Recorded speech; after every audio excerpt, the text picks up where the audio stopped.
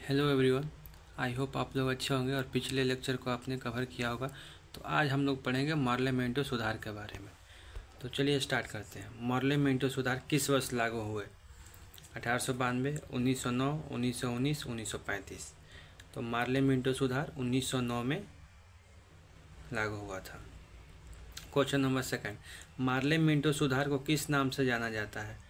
Montagu-Chelmsford सुधार, भारतीय परिषद अधिनियम 1909, भारत सरकार अधिनियम 1935 और चार्टर अधिनियम।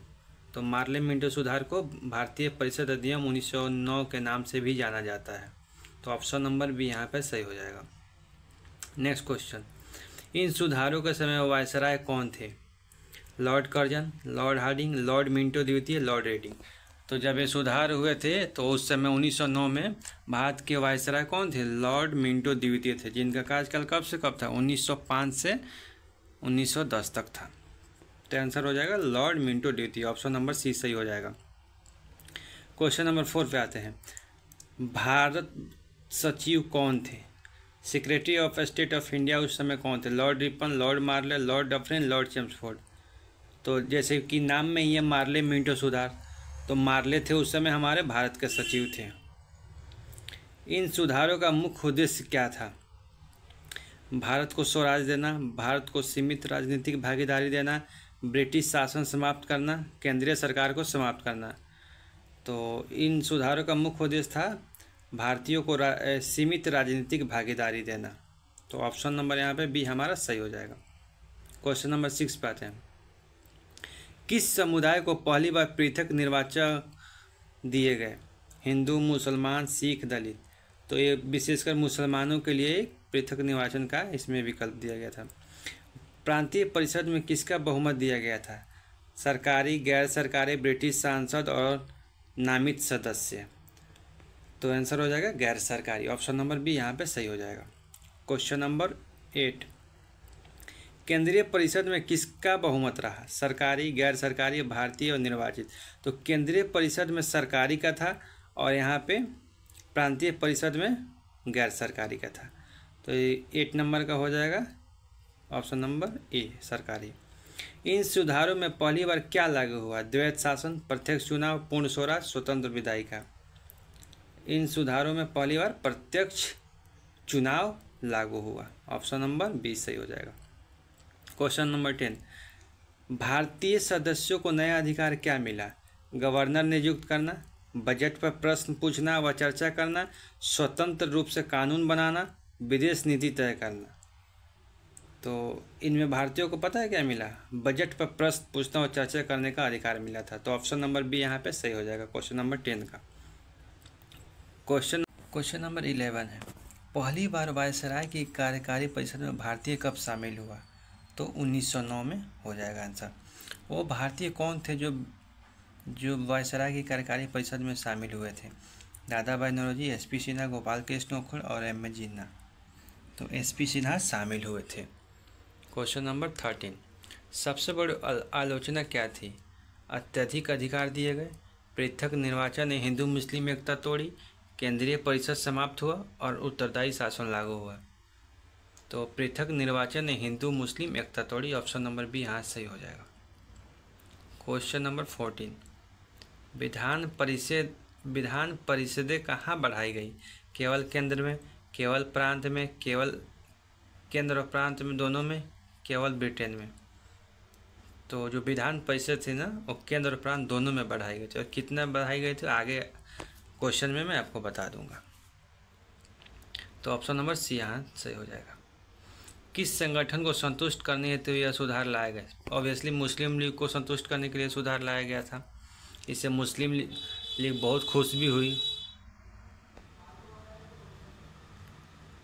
क्वेश्चन नंबर 16, इनको किस अधिनियम ने प्रतिस्थापित किया? 1911 का अधिनियम, भारत सरकार अधिनियम 1919, भारत सरकार अधिनियम 1935 और भारतीय स्वतंत्रता अधिनियम। तो इस अधिनियम को जो था ना भारतीय सरकार अधिनियम 1919 ने इसको प्रतिस्थापित भी किया था आगे चल के। क्वेश्चन नंबर 17, सबसे बड़ी उपलब्धि क्या थी? भारतीय स्वतंत्रता, ब्रिटिश शासन का अंत, भारतीयों की सीमित राजनीतिक भागीदारी सुनिश्चित करना और प्रांतीय स्वायत्तता। तो इस अधिनियम की सबसे बड़ी उपयोगिता यह थी कि भारतीयों की सीमित राजनीतिक भागीदारी सुनिश्चित किया। तो ऑप्शन नंबर सी यहाँ से हो जाएगा। क्वेश्चन नंबर 18 पे आते हैं। कांग्रेस ने इन सुधारों को कैसे देखा? स्वागत किया, निराशाजनक और विभाजनकारी बताया, पूर्ण समर्थन दिया और मौन साधना। तो इसको कांग्रेस ने बोला कि ये निराशाजनक और विभाजनकारी है। तो ऑप्शन नंबर बी यहाँ सही हो जाएगा। क्वेश्चन नंबर 19, मुस्लिम लीग ने क्यों समर्थन किया? हिंदुओं को लाभ मिला, पृथक निर्वाचन नहीं मिला, पृथक निर्वाचन से राजनीति पहचान मिली, पूर्ण स्वराज मिला। तो मुस्लिम लीग का मेन मुद्दा था समर्थन करने का कि इनको पृथक निर्वाचन से राजनीतिक पहचान मिली। तो ऑप्शन नंबर सी यहाँ सही है 19 का। क्वेश्चन नंबर 20, केंद्रीय विधान परिषद का आकार कितना हुआ? तो बताया था ना, प्रांतों में और केंद्र दोनों में हुआ था। तो केंद्रीय विधान परिषद का आकार उस समय कितना हो गया था? 30, 60, 100 और 120। तो केंद्रीय विधान परिषद का आकार 60 हो गया। तो ऑप्शन नंबर 20 सही है। सांप्रदायिकता की नींव किस अधिनियम ने डाली? तो सबको पता है सांप्रदायिकता की नींव कौन सी अधिनियम ने? 1909 का अधिनियम। तो ऑप्शन नंबर 20 सही हो जाएगा।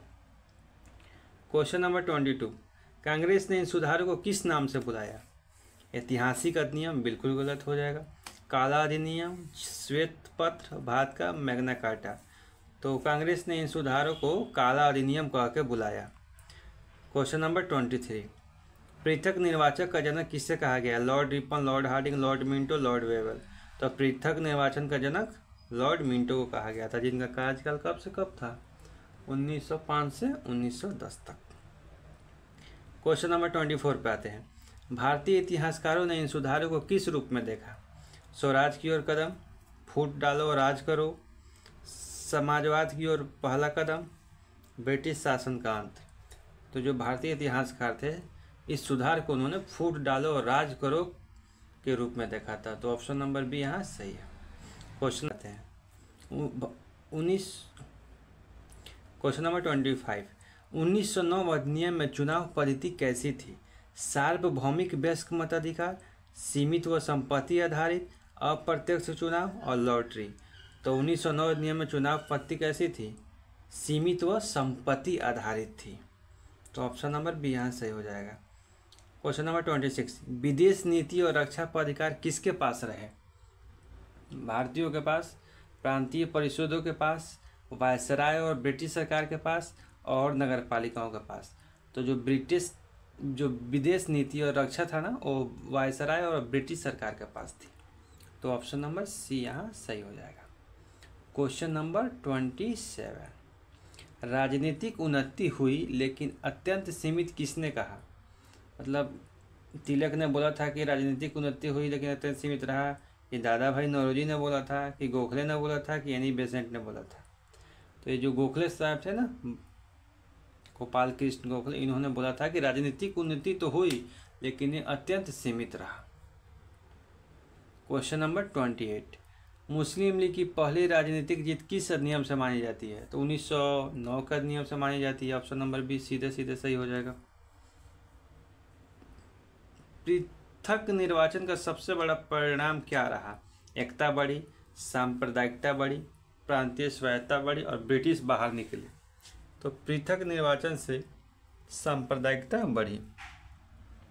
क्वेश्चन नंबर 30, कांग्रेस और मुस्लिम लीग की प्रतिक्रिया किस तरह अलग थी? दोनों खुश थे, दोनों निराश थे, दोनों ने विरोध किया। कांग्रेस असंतुष्ट थी और मुस्लिम लीग संतुष्ट थे। बिल्कुल सही है, क्योंकि जो इन्हीं को मुस्लिम लीग को पृथक निर्वाचन क्षेत्र की मान्यता मिली, जिससे खुश थे, और कांग्रेस उस समय दुखी थे यानी असंतुष्ट थे। तो ऑप्शन नंबर सी यहाँ सही हो जाएगा। क्वेश्चन नंबर 31, 1909 अधिनियम के बाद केंद्रीय परिषद में निर्वाचित सदस्य कितने थे? केंद्रीय परिषद में निर्वाचित सदस्य कितने थे?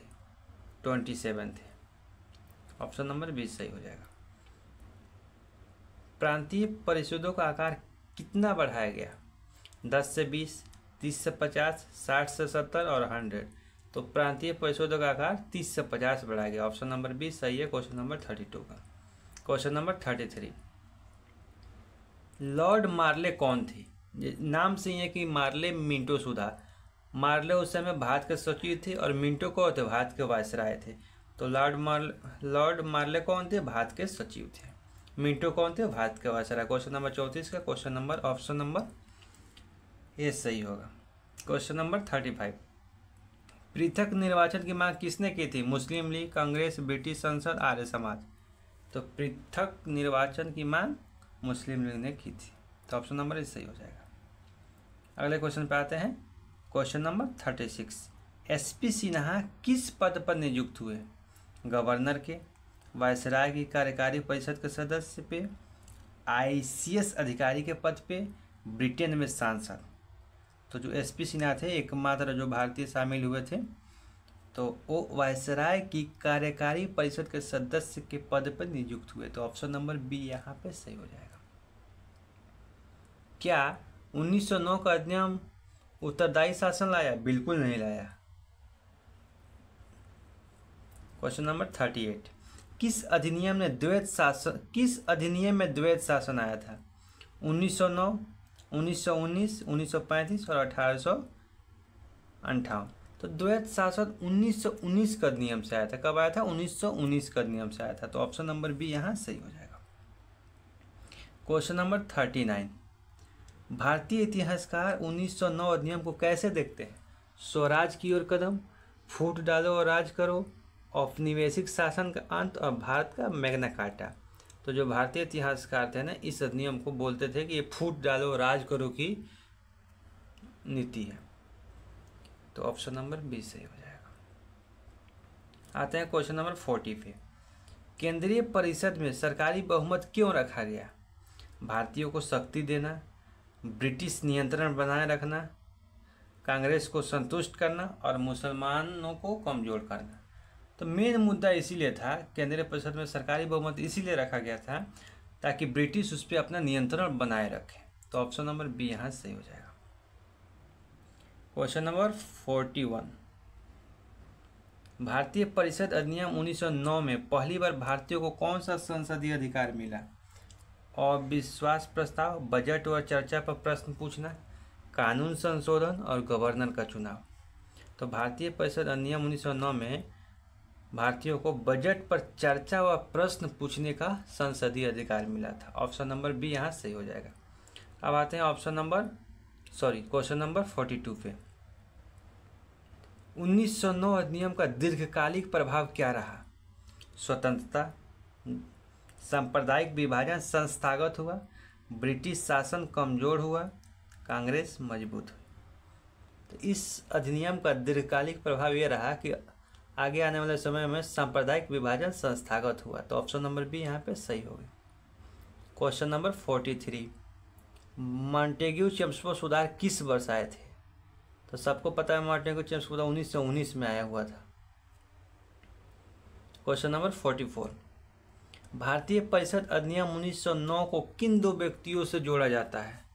तो जैसे ही नाम से पता है मार्ले मिंटो, तो मार्ले और मिंटो, ऑप्शन नंबर बी यहाँ सही हो जाएगा। 1909 सुधारों ने किसे खुश करने का प्रयास किया? सीधे आंसर मुस्लिम लीग मारिए निकल जाएगी, क्योंकि मुस्लिम ही इससे खुश हुए, तो कांग्रेस खुश नहीं हुई थी, तो ऑप्शन नंबर बी यहाँ पे सही हो जाएगा। कांग्रेस ने 1909 अधिनियम को क्यों अस्वीकार किया? बहुत क्रांतिकारी, बहुत रूढ़िवादी, बहुत सीमित और सांप्रदायिक, बहुत लोकतांत्रिक। तो ये बहुत सीमित और सांप्रदायिक थी, इसीलिए कांग्रेस ने इस अधिनियम को अस्वीकार किया था, ऑप्शन नंबर सी सही हो जाएगा। पृथक निर्वाचन किस प्रकार का प्रतिनिधित्व था? संयुक्त, सांप्रदायिक, क्षेत्रीय, व्यावसायिक। तो ये सांप्रदायिक प्रतिनिधित्व था, ऑप्शन नंबर बी सही हो जाएगा। क्वेश्चन नंबर 48, 1909 अधिनियम की सबसे बड़ी विफलता क्या थी? चुनाव नहीं हुए, भारतीय भागीदारी नहीं, हिंदू मुस्लिम विभाजन, ब्रिटिश शासन का अंत। तो सबसे बड़ी विफलता यह थी कि हिंदू मुस्लिम का आपस में बंटवारा हो गया, उनमें लड़ाई हो गई, फूट नीति हो गई, तो ऑप्शन नंबर सी सही हो जाएगा। क्वेश्चन नंबर 49, किस अधिनियम ने पहली बार अप्रत्यक्ष चुनाव शुरू किए? तो जो अप्रत्यक्ष चुनाव था ना 1892 के अधिनियम से हुए थे, और इस अगर वहीं क्वेश्चन पूछ दे कि प्रत्यक्ष चुनाव कब हुए थे, तो 1909 के। तो जब अप्रत्यक्ष पूछेगा तो 1992। देखिए अगला ही क्वेश्चन है, किस अधिनियम ने पहली बार प्रत्यक्ष चुनाव शुरू किए थे?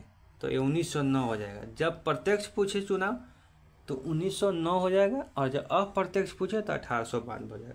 तो ये था आज का 50 क्वेश्चन मार्ले मेंटो सुधार पे।